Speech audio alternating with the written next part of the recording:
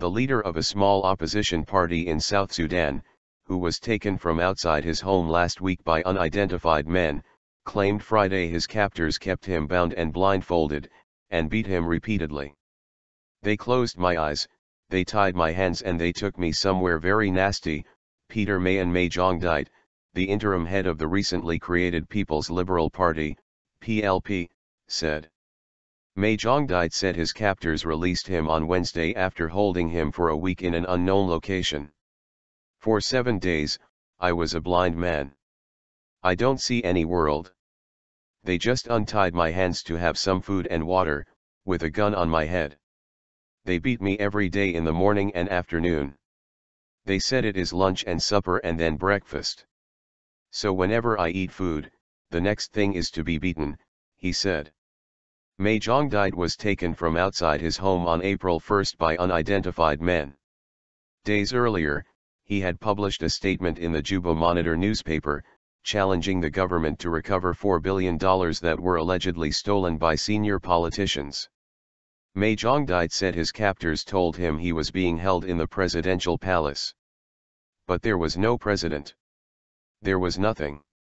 They were receiving orders on the phone and then they just executed to beat me," he said. President's office reacts.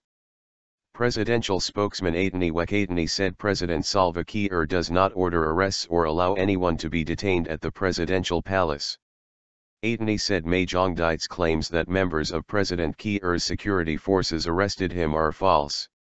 He said South Sudanese security agencies are bound by a strict mandate and operate within the law. And, Detained said, when it comes to arrests and detentions, like Majongdit's, security officials do not take their orders from the president, although he did not specify who gives them their orders. Detained said Majongdit should seek legal redress for any suffering he might have endured while in detention. The presidential spokesman also dismissed as baseless allegations that Majongdit was detained because he was critical of Mr. Kiir's government. Conditional release. Majongdit said he had to agree to certain conditions before he was released. Among them, he said, was an order to limit his political campaign speeches to messages of peace and reconciliation. He said he was also told to stop speaking publicly about the 16-month-old conflict in South Sudan, and to stop talking about refunding of the $4 billion that was stolen.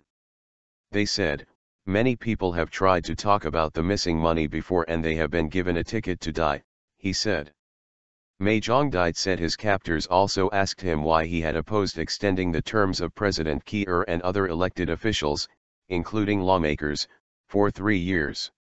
Majongdit said he was also instructed not to discuss his detention with journalists, something he said violated South Sudan's transitional constitution, which guarantees all citizens the right to free speech.